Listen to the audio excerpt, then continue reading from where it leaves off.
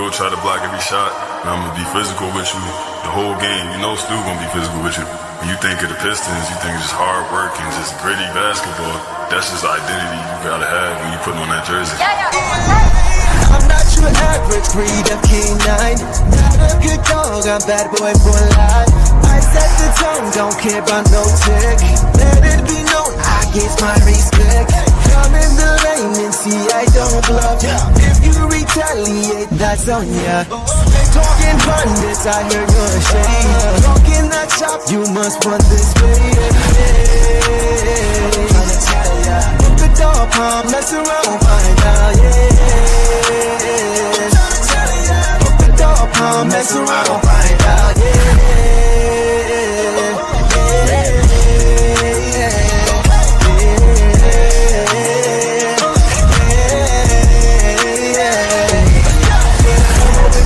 For some barbecue sauce, boy, you better cough my hill, cause I'm like that. When you're ready for some barbecue sauce, boy, you better cough my hill, cause I'm like that. Mess around, find out.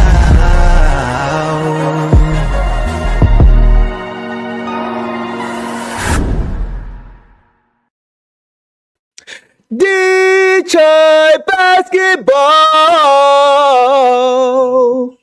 Man, it feels good to do that again. It's been a while. It feels like not that long, less than a week.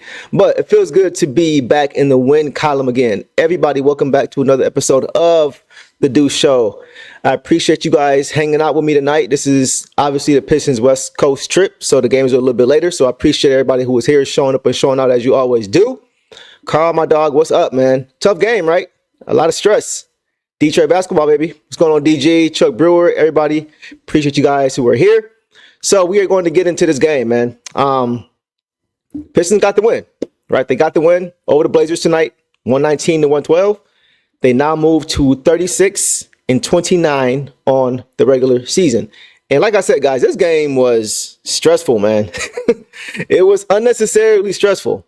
And that's not to take anything away from the Blazers, who are a lot better. They're a much improved team from what they have been the past 5 years since Dame left, right?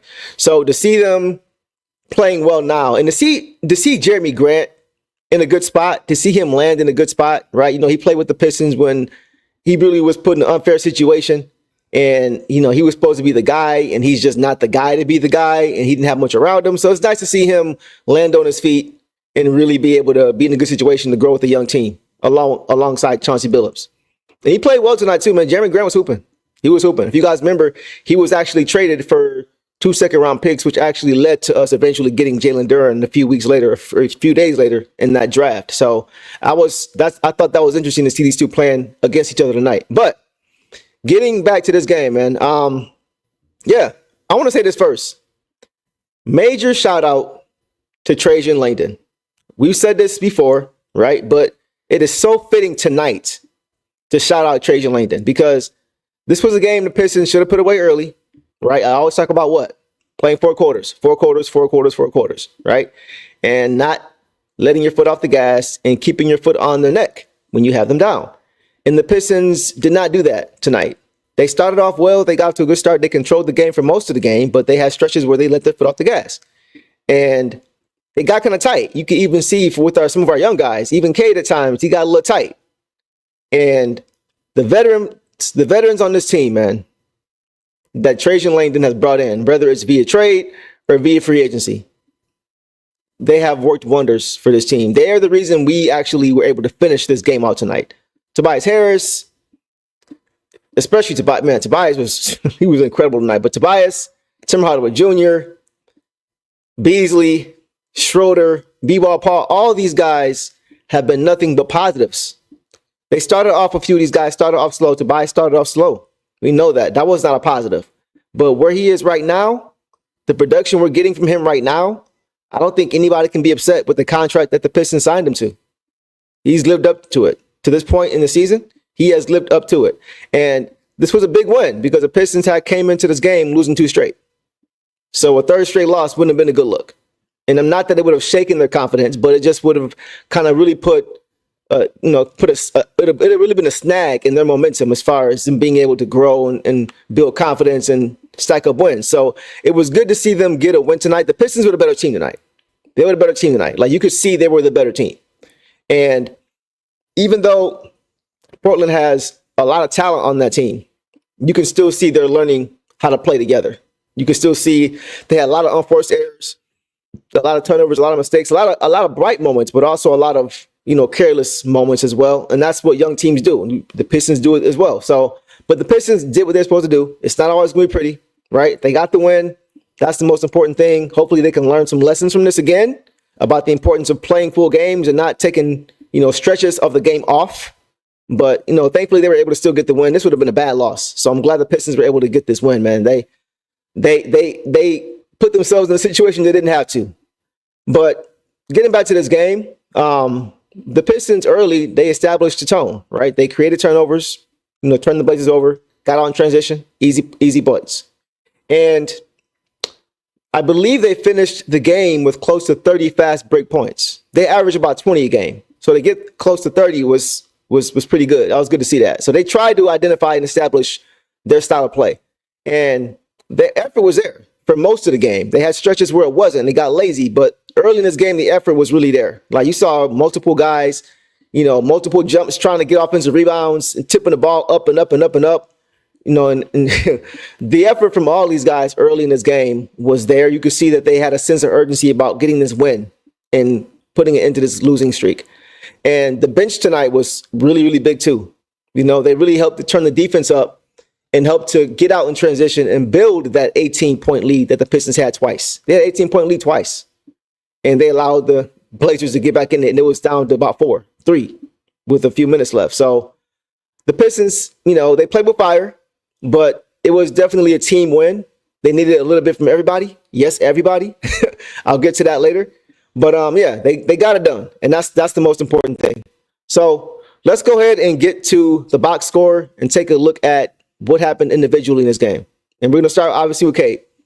Cade tonight had 28 points, 5 assists, 4 rebounds, 8 turnovers, on 9 for 17 shooting, 2 of 4 from 3, 8 for 9 from the free throw line, in 36 minutes. So Cade early in this game was sizzling. He was hot. They couldn't stop him early in this game. They were not doubling him. They were not crowding him. And because of that, he was really able to get whatever he wanted. He was able to get to his spots. A lot of time you wouldn't see a help defender right there when he would try to get to a spot. Very, very much a different game plan from the Warriors' game plan, who looked to take the ball out of Cade's hand every single time. The second half, you did see that the Blazers did start to double him and to crowd him more in that second half. They were trying to throw him different looks. And toward the end of the game is when they really started to throw those looks at him and try to double him up and turn him over. And they were effective at times doing so. But early in this game, right, the Pistons were getting out in transition and getting easy buckets. And Cade was ahead of that snake. Every long rebound, every missed shot, every turnover, he was getting out in front. And you could see his hair flying back as he's getting down the court. He's deceptively fast. The knock on him has always been his lack of athleticism, but we've seen him poster a few people to share it, and we've seen him really get up and down the court quickly. And laterally, he's got great, good foot speed as well. So, but he took advantage of it, man. He really pushed the pace. And like I mentioned, early in this game, the Blazers did not double. And I think a big part of that was because of their center. The Blazers center is Donovan Clingan, and he's 7'2". And he's not quick enough to really double. So they ended up putting Clingan in drop coverage where he's off the pick and roll. He tries to defend Cade and defend the lob, which makes sense because he's 7'2", right? But Cade's decision making out of it was elite in that first half. His timing and his patience, it allowed him, or actually, it kind of allowed him to force Clingan to make a decision as Cade would just continue to probe and get into the lane, into the paint. And when he made the decision, Clingan being, Cade made the right read every time. And in the second half, you saw them switch things up. They started to go more to the Blazers, more to their backup center. I think his name is Duop Reith. I think, if I'm saying that wrong, my mistake. D-U-O-P, Duop Reith. And he's definitely the more agile between him and Clingan. He's definitely laterally much quicker. He's got great foot speed, and he could he was much more effective. He can double Cade. He can help the double Cade because he can move his feet. And that's why they were able to turn Cade over, because in that second half, they went more with Reith, and they would send that double, and it was more effective. And they were able to turn Cade over a few times. Because Cade made some mistakes late in this game. He made some mental mistakes in this game. He had a few plays where he was just lazy with the ball, right? Can't do that late in the game. He had an offensive foul, which happens at times, but then he got a tech right after that, and he got the tech when the Pistons were only holding on to an 8-point lead after being up 18. So it wasn't a timely tech. It wasn't a time to get a tech. You got to control your emotions in that moment. I'm not going to give him too much of a hard time because he usually, is not really known for that. He doesn't really have an issue with that, but just got to be aware of time and score. Got to be aware of time and score, which I'm sure he is. But when you're holding on to a lead like that on the road, the last thing you want to do is fuel the crowd, give the other team more points, make it easier for them to get back into the game, and make your teammates and yourself more tight, right? When you don't need to be. So aside from that, though, he played a really strong game. The turnovers, once again, were high. He had 8 again. And I think this is just, once again, showing the importance of him not having another ball handler out there with him, right? Most of the time, it seems like these turnovers are happening in the fourth quarter. And I got to pay more attention because I'm not sure if it's because they're just switching up coverages or if he's just thinking too much. Because early in the games, you don't see that. You don't see him turning the ball over early in games. It's usually late in the fourth quarter when the game slows down and player movement often ceases, and a lot of ball watching became with the ball, which I don't like one-on-one. Like, that's not, stick to what you're doing. Stick to what got you here, right? And it just seems like often it happens in the fourth quarter. But I'm going to see there's a correlation between, them playing drop coverage early in the game, allowing him to get to where he wants to, and then switching later to doubling in the fourth quarter. I'm going to see if that's kind of a correlation between the two. If I'm trying to figure out why he's getting these turnovers so late in the game so often. But aside from that, he didn't play perfect, but he had a strong game, 28, 5, and 4. And defensively, he was getting after it too, right? So he played a good game. He played a good game overall. All right, let's get to who's next. Let's see. Let's get to Tim Hardaway Jr. So Tim Hardaway Jr., guys, tonight he had 13 points, 7 rebounds, 2 assists, 1 steal, 1 turnover on 5 for 11 shooting, 8 from 3 in 27 minutes. So Tim Hardaway Jr., man, he was more productive offensively tonight, but he was just doing more of the same what he always does. And I always say this. He plays the same way every game, defensively and offensively. He's a great communicator defensively. And offensively, he just does what he always does. He finds a way to get open. He's always moving without the basketball. He's coming off curls, pin downs, getting open threes, knocking them down. And like I mentioned, defensively, he's always getting after it. He just makes a lot of heady plays. He had a nice fast breakaway pass for I think it was Cade that got the dunk on the turnover. He's just always got his head up. He's just a solid player, man. He's a solid player. He doesn't really hurt you too much when he's on the basketball court. For the longest time, the knock on him was that he took too many bad shots. But since he's been here, it hasn't always been extraordinary, right? It hasn't always been eye-popping, but more times than not, he's helping the team. He's not really hurting the team. And he's been a nice fill-in with Jaden being hurt. You couldn't really ask for more than Tim Hardaway Jr. than what he's giving you. He's really helping this team and making the right plays and putting his teammates in position to be successful. And then as far as himself, he's knocking down shots. It's not like he's just playing hard and he's not productive. He's still productive. He was efficient. 5 for 11 overall, 8 from 3. You'll take that. You'll take that all day long. So solid game from Tim, man. Tim is continuing to be what the Pistons need him to be. Let's take a look at some of these comments and then we'll get back to it.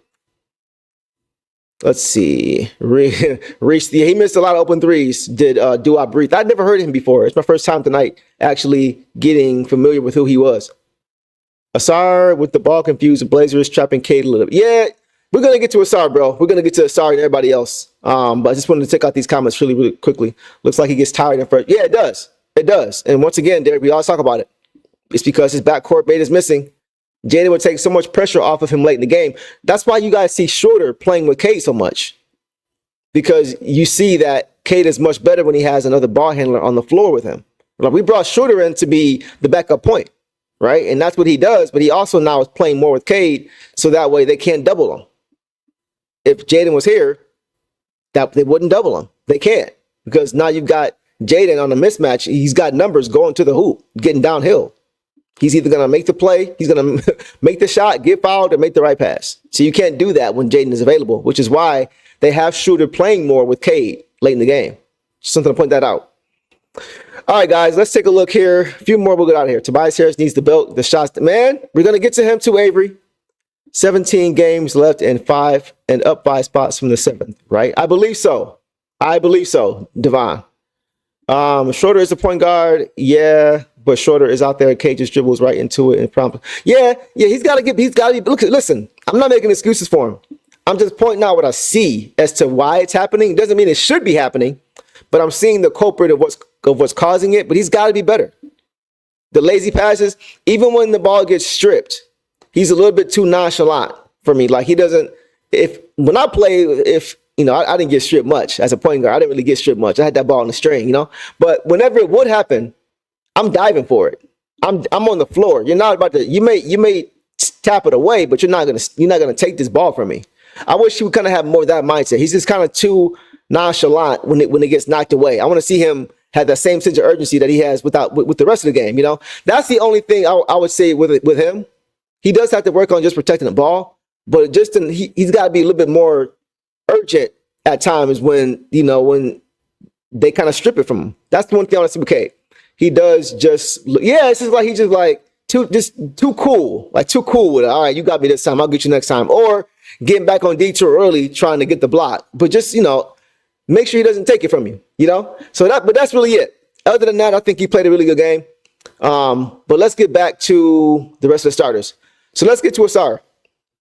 Asar had a weird stat line. He had 5 points, 6 rebounds, 2 assists, 2 steals, 1 turnover, 2 of 5 shooting, 1 of 4 from the free throw line, 21 minutes. All right.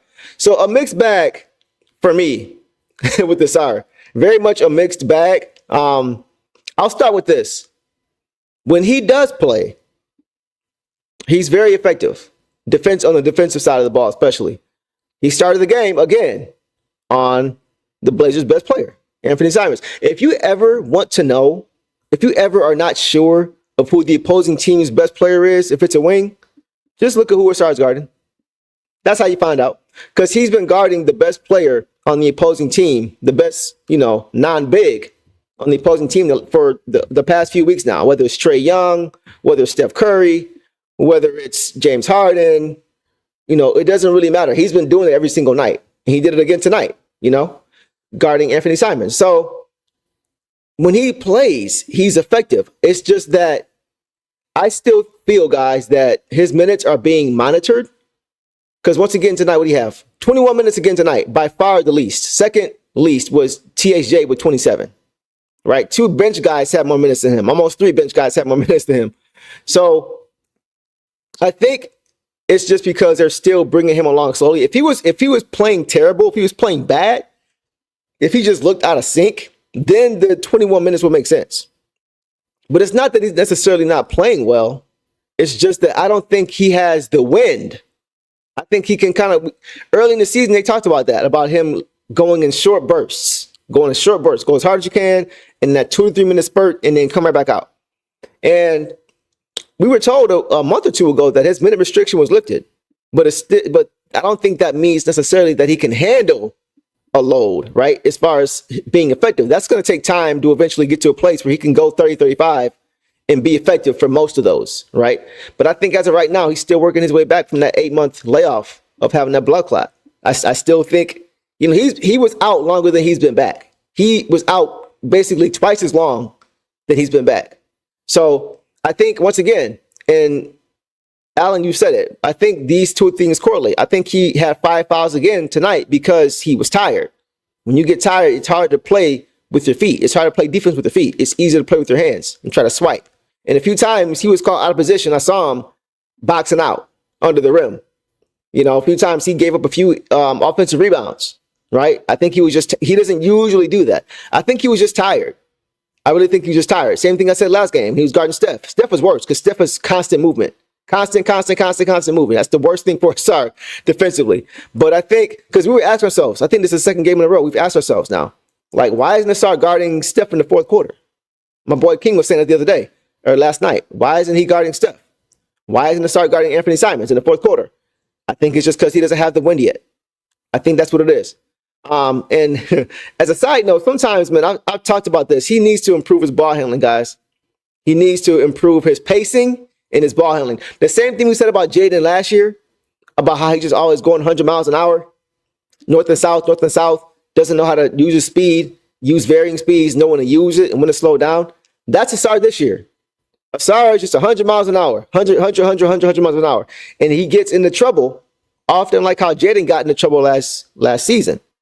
And the difference, though, is that Asar is not the ball handler that Jaden is either. Because Jaden doesn't just turn the ball over normally, right? He just doesn't turn it over, even on the break. Unless he gets stripped, he just doesn't lose it unforced, right? And with Asar, because he's moving so fast and he's not really pacing himself, it's like he's trying so hard to finish the play that he forgets to take the ball with him.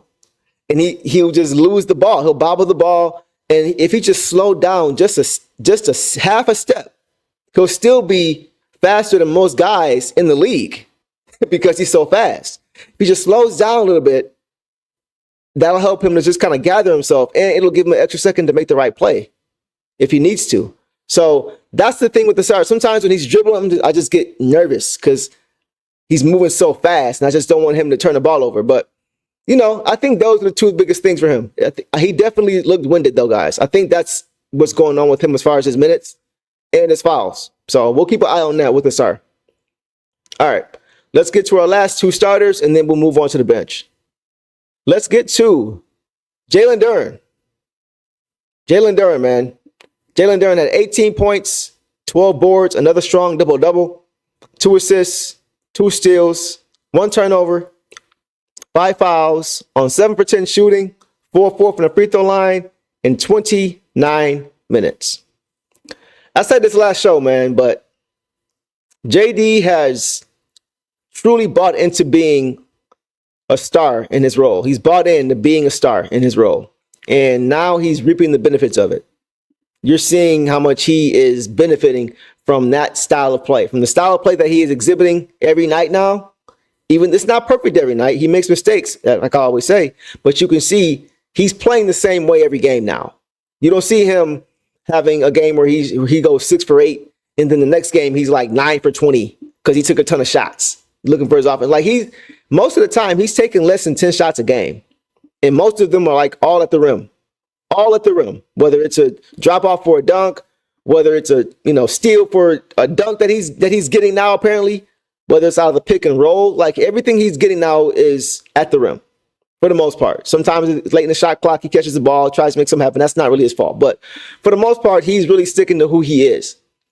And I want to give him credit because those lob passes, those beautiful lob passes that K gives him consistently, those don't happen without good screens, right?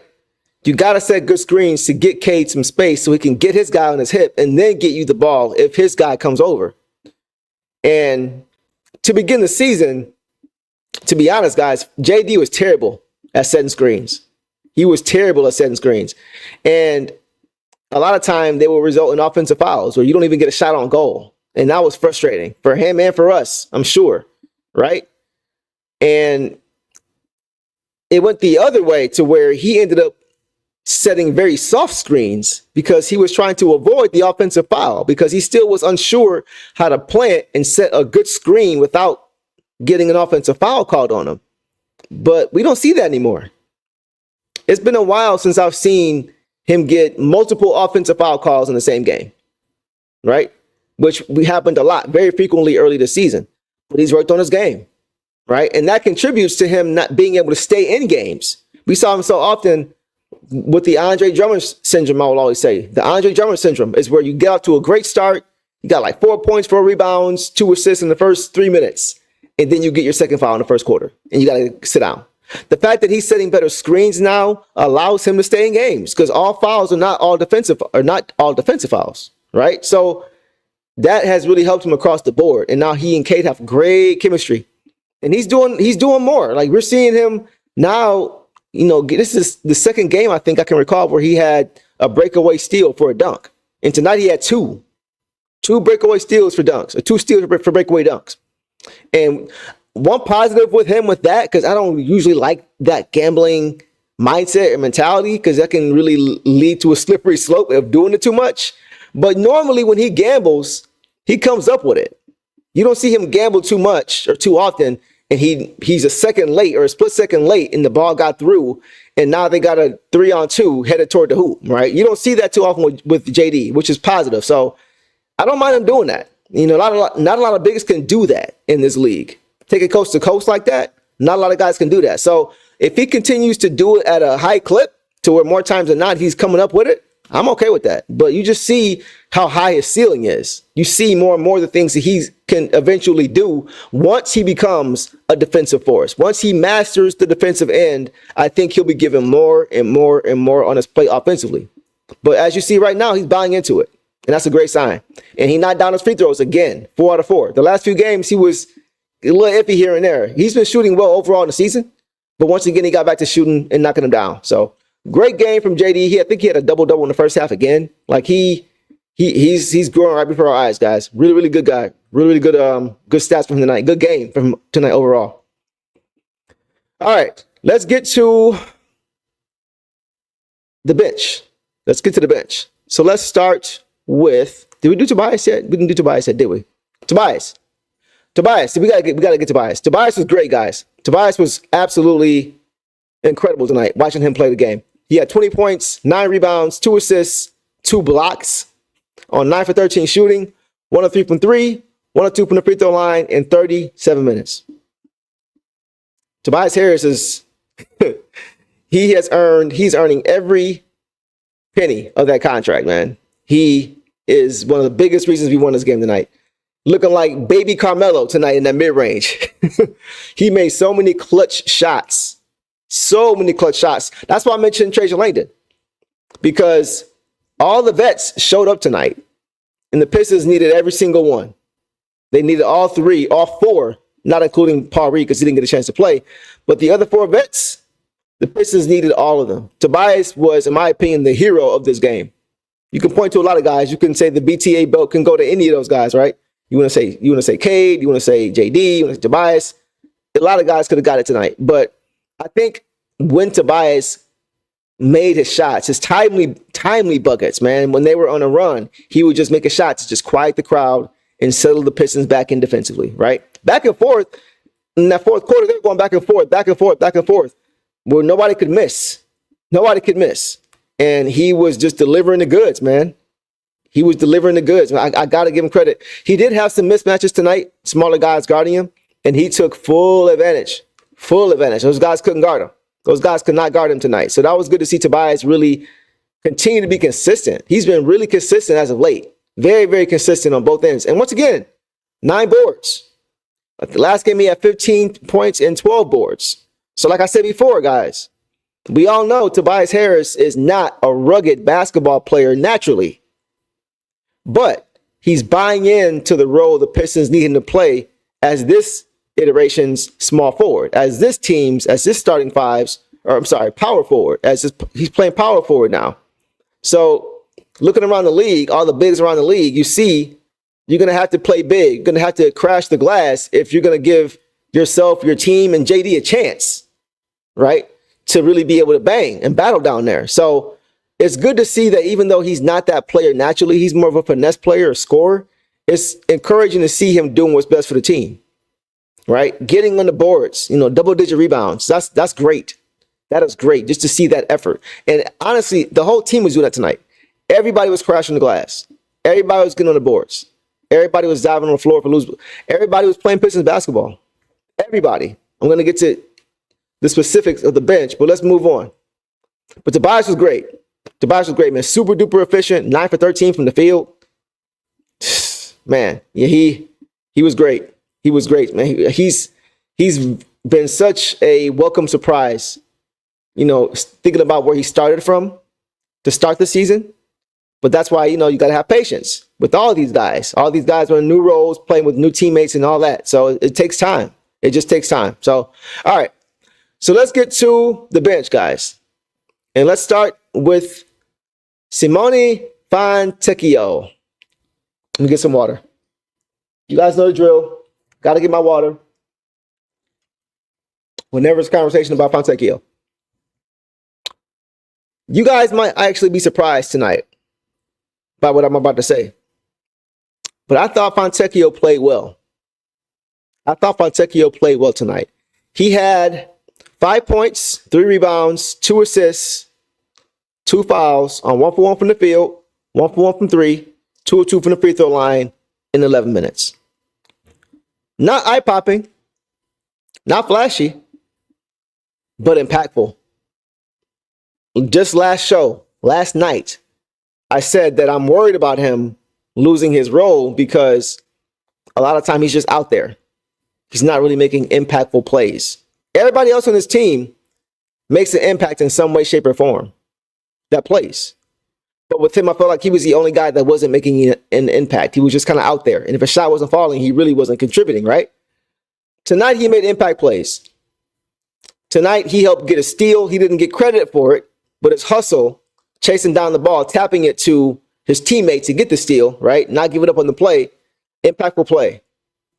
Giving up his body, trying to draw a charge. Even though they didn't get called, it didn't get called for a charge. It was called for a block.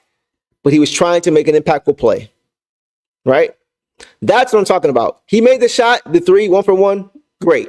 Cool. I'm not concerned about that because there are guys on this team who are impactful when their shot is not falling, like Ron Holland, right? I'm not concerned about his shooting. I'm not concerned about his efficiency every night as far as shooting the ball. That's not my concern. And I have a take for you guys. And I want you guys to just hang with me as I say this, because it may sound strange at first. But I think this is what needs to happen for Fontecchio to have a successful role on this team. I was thinking about it watching this game. I think Fontecchio needs to be, role-wise, he needs to be in the role that Tim Hardaway is, but for the second unit. Play with great energy. Play with hustle, right? Play smart team defense. Crash the glass. Give your body up for charges. Move without the basketball. Knock down open shots. I know they don't play the same position. They don't play the same style.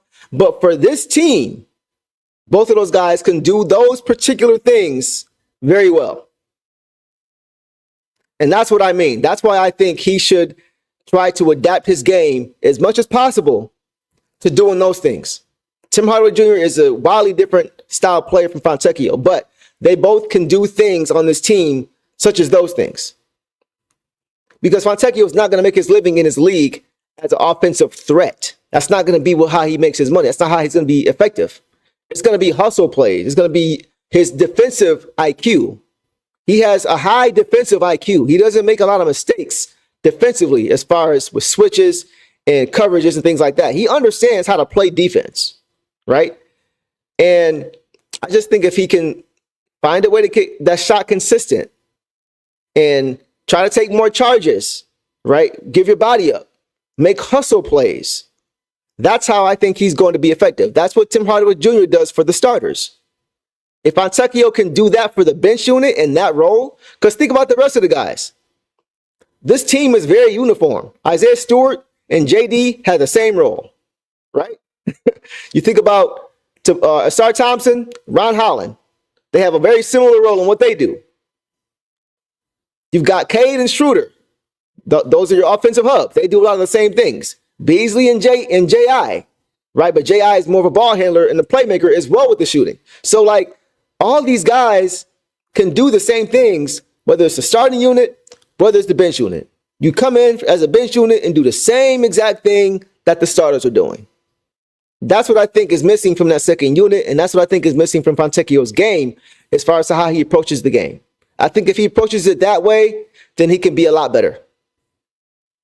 I think that's the only way. I think that's the only way. And Rich, I hear what you're saying. I'm not saying take shots away from Beasley. I'm just saying take them when they're there, right? Just take them when they're there. But for me, it's more so defensive, Rich, than anything. It's more so defensive. And I mentioned as far as giving your body up. I saw him giving his body up trying to take charges. I haven't seen that in a while from him. When's the last time you guys seen Fontecchio try to take a charge? It's been a while, right? It's been a while. But you know he can do all those other things. If Beasley's on the court, there's no way that there's no issue. Beasley can still get shots and Fontecchio can still get shots. They can still get shots up. I'm not saying that you want to take shots away from Bees, and there's no reason that he should. But when they're there, you take them. You know? So that's kind of what I would envision for him. And I think that's really the only way he can be effective because, I mean, every other role on the bench is kind of taken as far as what we need to be a complete unit. I feel like that's kind of missing, though. The guy that can, you know, make impactful plays defensively and knock down shots on the other end, right? Holland can make plays defensively, but he's not there yet as far as knocking down shots. And Holland can actually play make and get to the rim better than Fontecchio. So there's some differences there with their games as well. So that's what I say. That's kind of how I envision him finding a path to success.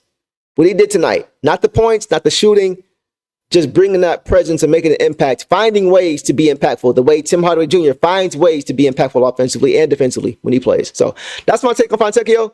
But aside from that, I think he played good. I think he was solid. You know, he didn't try to do the things that we asked him not to do. He wasn't trying to do too much offensively. He wasn't putting the ball on the floor over and over again, trying to play make, you know, getting caught in the air, making an errant pass. He wasn't doing that.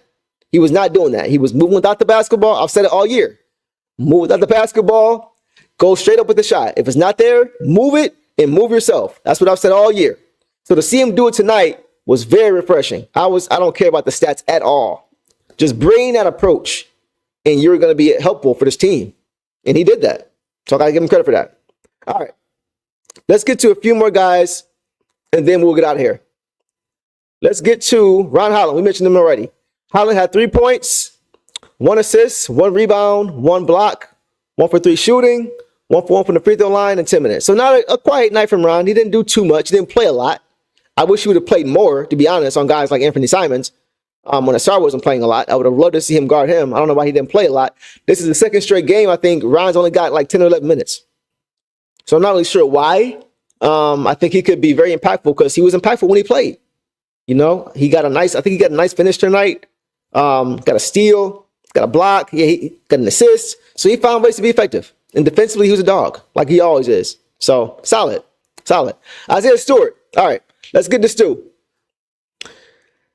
So, guys, somebody finally caught Stu. The streak is over. After 100 dunk attempts, somebody finally caught Stu. But Stu tonight, he had 5 points, 6 rebounds, 2 assists, 5 blocks. 5 blocks on 2 of 6 shooting, all of 1 from 3, 1 of 4 from the free throw line. It's only black mark, and did that in 19 minutes. I think this was the first time since, was it Keontae George that caught him when the Pistons played the Jazz the first time? I think that was the last. I was trying to remember during the game. I think that's the last time somebody caught Stu. And that was what, about 2 months ago? So, yeah. And the funny thing is that he caught him, got a nice dunk. It was nice, right? But Stu, that didn't stop Stu at all. That was early in the game. I think he only had like 1 block at that point. Stu don't care about getting dunked on. He's going to keep coming. He's going to keep coming, and he's going to make every other play after that much tougher for you. And he just kept rolling. He had 2 blocks, I think, in the second quarter on back-to-back possessions in the first half. Come down, block. Come down the next play, block. And he's getting better and better defensively. His timing is getting better and better, and he's starting to earn a real solid reputation now for being a true rim protector. And then offensively too, man, he's getting better and better scoring in the post. Like he's taking his time, he's gathering, and he's going up, right? And I think what's really helped him is the addition of Dennis Schroeder. Dennis Schroeder has worked wonders for Isaiah Stewart out of that pick and roll because of his ability to score in the mid-range. And he gets him that ball quick, on time, and on target off that pick because the screen is so massive that Stu sets. It gives Schroeder enough space to either take a shot or to reward Stu for the screen.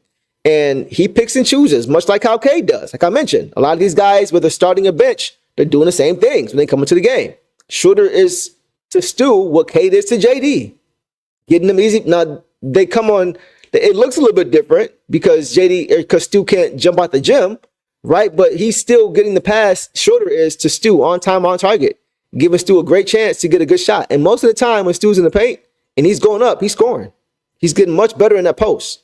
And last thing on Stu is a very, very unselfish player. Very unselfish, man. There was a play in the second half where he got an offensive rebound when it looked like the Blazers were going to get the defensive rebound, and all the Blazers ran down the court, and Stu came up with the offensive rebound, and they had to turn around really quick. So Stu could have easily, with the defense behind him, tried to go up for the shot since he got the extra possession. He only had Shaedon Sharpe was right in front of him. Little small Shaedon Sharpe compared to Stu was right in front of him. Stu could have easily tried to go up with the shot since he earned the possession, go up with the shot and try to score. He paused and looked around and found Tobias Harris wide open for the three. He made the right play. He made the right play. He could have easily tried to barrel his way to the hoop for a finish, offensive foul, or maybe he even would have made it. But the fact that he came down and looked for his guy, Stu knows who he is. He knows his role. He knows primarily that's a staple of his role. Crashing the glass, not looking to score every time. That's why he came down, and even though he got the extra possession, nobody would have been mad at him for taking that shot because they don't have that shot without him getting the offensive rebound. But despite that, he knew that there are other guys in his team who can get a higher quality shot, who are better shooters, better scorers, and that's why he gave it up. And the Pistons were rewarded with the three. Unselfish play. Unselfish play by Isaiah Stewart. He's the epitome of what being a team player is. Love that dude. Absolutely love it. And 5 blocks, guys, for a guy who's 6'8", who doesn't jump out of the gym is just stupid. That's just stupid. 5 blocks is Ben Wallace type stuff. I'm not saying he's Ben. Don't get it twisted. I'm just saying, when was the last time we've seen guys like JD had 6 blocks a couple weeks ago? Like, these guys are committing to that end. They're committing to playing defense. Both of them. Both of them. Stu had it in him, but JD is embodying that now. This team is looking more and more like that. I'm telling you guys, this team is looking more and more like the team that I saw win a championship. They're not there yet, but 2001, 2002, that's how these Pistons look right now. They look like they're about 2 or 3 years away from getting there. Maybe less, maybe more, but they're in that time frame. They're in that window. The window is just cracked open, and they're looking to be a similar team to what we saw as far as from how they play the game. As far as how they play the game. All right. Let's get to a few more, and then we'll call it a night. Let's get to Dennis Schroeder, man. We just talked about him. 12 points, 4 assists, 4 rebounds, 1 steal, 3-10 shooting overall, 0-3 from 3, 6 for 6 from the free throw line in 24 minutes. So he could not get that 3 ball going tonight. He really didn't shoot it well tonight overall. He didn't really shoot it great. But late in this game, his veteran savvy helped put this game away. His defensive intensity too, man. You see more and more. I said when he first got here that I needed him to pick it up. For those who don't remember, I said it, I think it was a few days after the pitch, or after his first or second game. I said I want to see him pick the defensive intensity up, because too often there was no defensive resistance at the point of attack. You would see guys just getting right by him, and the help had to come right away, right? And now you're seeing a much different Dennis Schroeder. You're seeing a guy who's bought into the culture of the locker room, diving for loose balls, right? Just going all out on defense, and and making things easier for Cade, so that way when he is in the game with Cade, they can double. Yeah, like he really was very much a settling presence late in this game. This is. We talked about this, guys. I don't want to sound like a broken record, but we were talking about this. We were saying, if you remember, that Schroeder was going to be the reason we won some games. He's going to be the reason that we win some of these games, for those who remember. And this is already at least 2 now, to where he is a big part of why the Pistons won the game late in the game, right? When things were tight. He's been there before. He's a vet. He's been in different situations in different buildings and knowing how everything works, right? He's experienced it. He's played with the Lakers. He's played with the Nets. He's played with the Hawks. He's played for a lot of teams, seen a lot of different things. So just that experience of being there before is very much a settling presence for this team, for a very young basketball team. So we don't win this game without Schroeder, especially late down the stretch. He was great. He was great down the stretch.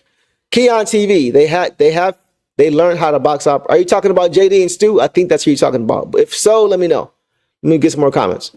I think JD got dunked on by the dude from the Jazz, but Stu was so small, I don't care if he gets dunked. Right, Devon. Yeah, okay, that may have been JD that got dunked on by Keontae George of Utah. Okay, I can't remember. If so, it's been even longer than a time than when Stu got dunked on. I can't even remember. I can't remember. Yeah, for sure. For sure. Insane stuff, man. All right. So let's get to the last few guys and we'll call it a night, y'all. Actually, the last guy, Malik Beasley. Beasley didn't have a great game, but he was solid enough for us to get it done. He had 10 points, 2 rebounds, 1 steal, 2 turnovers, on 4 for 11 shooting overall, 2 for 8 from 3 in 26 minutes. So, once again, guys, Beasley didn't have a great shooting night, but like all the other guys that I mentioned, the defensive effort, man, the defensive effort is there across the board. He is known for his shooting, and we see him doing the same things I mentioned the other guys are doing. Diving on the floor for loose balls. I saw him on one play crashing a glass because JD got caught on the perimeter guarding the backup big for what was his name? Duop Reith, I think his name. Yeah, Duop Reith. He's more of a stretch big. And on one play, JD got caught on the perimeter trying to contest a shot. And you see out of nowhere, Beasley just flying in amongst the trees and grabbed the rebound. Right? So once again, these guys are all buying in to playing defense. And part of defense is finishing the possession by grabbing the board. Right? So it was just nice to see him and guys who are known for not being that type of player buy into it. Everybody was bought into it on the defensive side of the floor, and it was beautiful. It was beautiful. I loved watching it. It was a great game. Great game, man. The Pistons should have put it away sooner, but they didn't. They took the foot off the gas, but they held on, got the win. The vets really stepped up and got this done. All right, so let me get to a few comments because we're going to get to the standings really quickly like we always do, and then we'll call it a night. We have game back from the Pacers and 1 game back from the Bucks. I think Hallie is questionable again tomorrow too. So guys, I believe the Pacers and the Bucks play each other 2 times this week. So we could find ourselves inching closer and closer to that 4 or 5 spot, depending on how those 2 games go. It just really depends. Right now, the Bucks are up. Let me refresh this because it looks like what I'm looking at, the Bucks are up 2 games on us. Let me refresh and see. As of right, okay, so as of right now, the Bucks, you're right. Yeah, the Bucks lost 2 games in a row. The Bucks are a game and a half up on the Pistons, and the Pacers are up a half game on the Pistons. The Pacers are. So, yeah, it's going to be an interesting week. If the Bucks, lose both of the games to the Pacers, they could be in the 5th spot, and we could be at their heels, nipping at their heels. If the Pacers lose to the Bucks, both of those games, then the Pacers will move to the 6th spot, and we'll beat the 5. And as of right now, we will be playing the Bucks, who are number 4. So we'll see. We'll see how it plays out. It's really hard to know until those 2 games come and go. But like I always say, if we stay at 6, I won't be mad. I will not be upset if we stay at 6 because you guys know why. I've talked about it. You guys know who I want to play. I just realized I didn't have the standings up here, so let's bring it back up here so you guys can see. So right now, we are 18.5 back at first. The Bucks are 17.5 back. So we're only a game behind the Bucks, and we are half a game behind the Pacers, right? So depending on what happens with these 2 teams this week, because they play each other twice. So we'll see what happens after those 2 games. And we may find ourselves moving up. To be honest, we may find ourselves moving up because our next 2 games, while these 2 teams, the Bucks and the Pacers, are playing each other, we're playing the Wizards back to back. So the Pistons definitely, should be, in my opinion, 38-29 midweek next week. And we'll have to see where the Bucks and the Pacers fall based on those 2 games that they play against each other. So it's going to be interesting. It's going to be interesting. After that, the Pistons have to play the Thunder. So it's not going to be easy after that, right? But so they have to get these 2 games if they do want to keep rising in the standings. So I'll keep an eye on those 2 games this week. And we'll go from there. Allen says, low key, I think the Bucks can catch the Knicks. Don't forget Brunson is out at least a few more. Yeah, he'll be out for a while, but I think the Knicks are a little bit too far out of reach, bro. The Knicks right now, are 4 games up on the Bucks. 4 games up on the Bucks. So it'd have to be, but the Knicks have also lost 3 straight. So you never know. But I would, if the Bucks hadn't lost 2 straight at the same time the Knicks lost 3 straight, I might tend to agree with that they had a shot, because then they'd only be like 2 games back. But the fact that they're in a losing streak while the Knicks are on their losing streak, the Knicks aren't going to stay in this losing streak forever.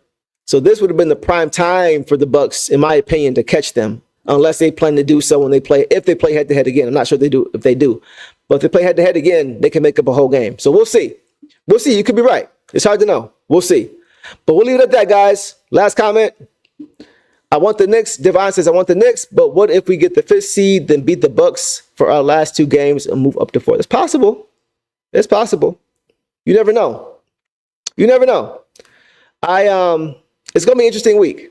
That's all I'll say. It's going to be a very interesting week to see how it plays out. So we'll check back in after the Pistons play. They come back home against the Wizards. They play. The next game is on Tuesday night against the Wizards, and then Thursday night against the Wizards. And both of those games are at home. So they should look to get both of those games, push the winning streak to 3, and move to a season high 9 games over 500. So we'll see how that plays out. We'll see how it plays out. So that's a wrap from me, guys. It's been fun again. Another great show with you guys. The Pistons, once again, in conclusion, they get the win over the Portland Trailblazers, and they move to 36-29 on the regular season. And hopefully after next game, when we all come back here, we will be talking about the Pistons blowing out the Washington Wizards and moving on to a 2-game winning streak, hopefully getting their 3rd in the following game against the Wizards. So, as always, I appreciate you guys showing up and showing out as you always do. And I will see you guys post-game Tuesday night after the game against the Washington Wizards. And I appreciate you guys hanging with your boy. As always, Detroit versus everybody. Peace.